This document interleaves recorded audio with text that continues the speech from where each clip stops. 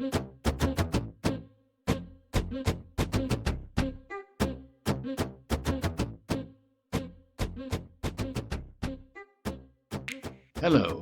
I'm Edgar Parnell and I'm posting a series of videos that deal with some critical issues for co-ops and all other types of self-help enterprise. I will explain why it's crucial to understand the power of human systems if we are to make our organizations work for the people that own them. Self-help enterprises include co-ops, credit unions, mutuals, and dozens of other different types too. In this session, I am focusing on human systems and what we should know about them, and how this knowledge needs to be applied within co-ops and all other self-help enterprises. That's SHEs for short. I best begin by highlighting some common confusions about the term systems. When we talk about systems, there is often some confusion between human and non-human systems. When thinking about systems, some people envisage computers, forms and box ticking, but this is not what human systems are about. Instead, they are based upon best practice developed out of human experience. Human systems may involve the use of all kinds of different practices, routines and habits, as well as computerization, including artificial intelligence, AI, but all these mechanisms should be used only to support human systems.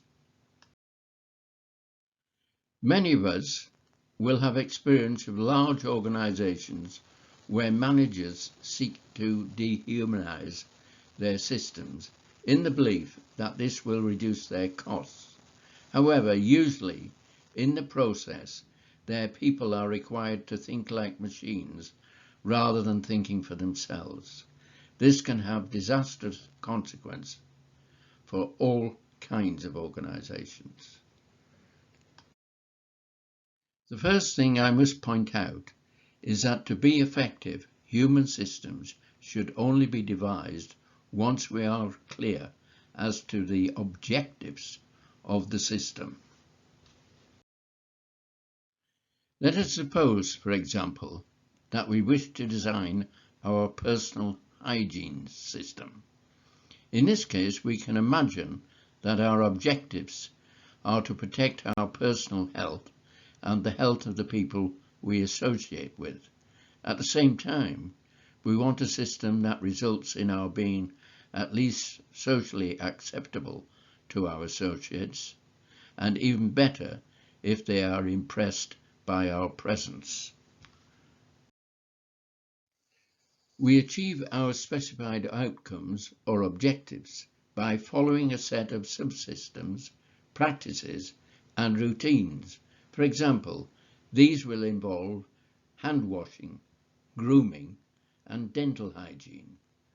When we design our system, we are often guided by our cultural background and subject to peer pressure. We also need to be ready to adapt our system to take account of changing technologies, for example, changing to an electric toothbrush. Also responding to changed circumstances. For example, many of us changed our hand washing routine in response to the outbreak of COVID-19. The personal hygiene example may be simple, but we can identify many of the same elements that are also essential in the more complex human systems needed to make our organizations work as they should. Let me now give you a more formal definition of a human system.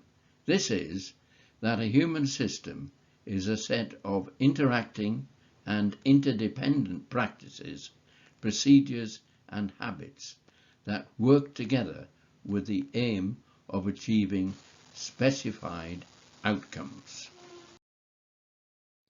We can only achieve the objectives of our system if it is complete.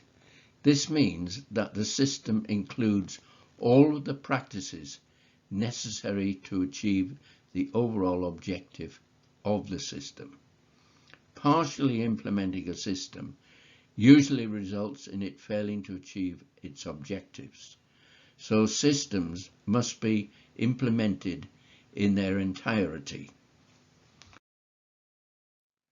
The most useful systems in organizations are those that are dynamic.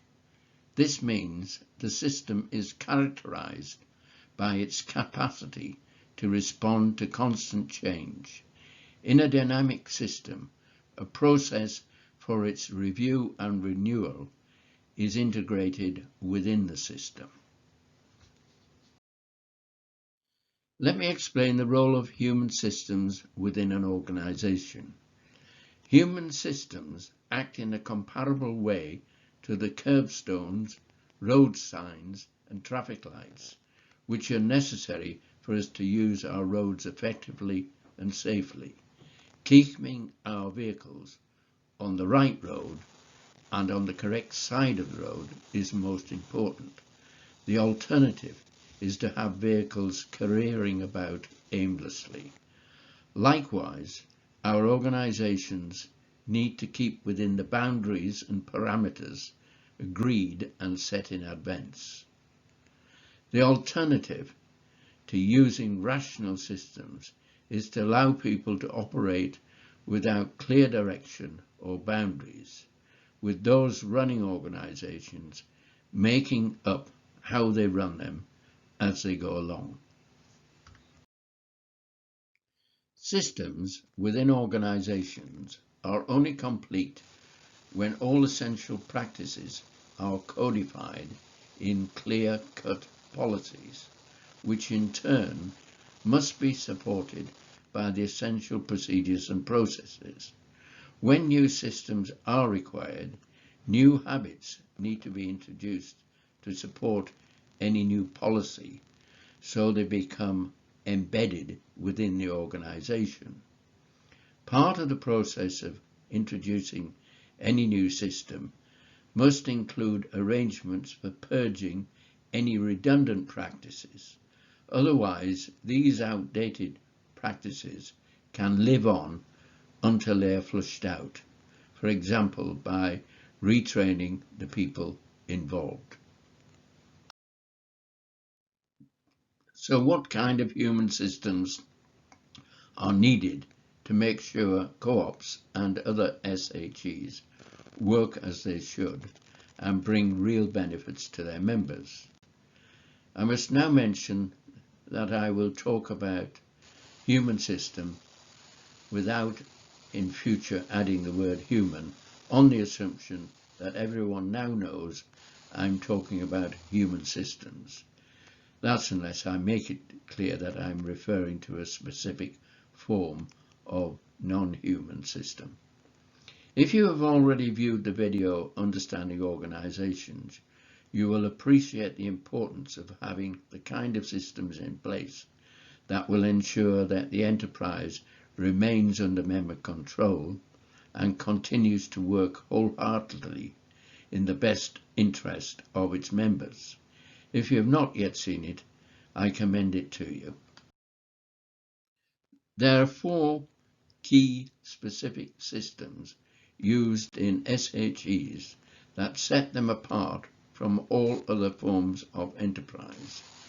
These are their systems of organization, association, economics, and management.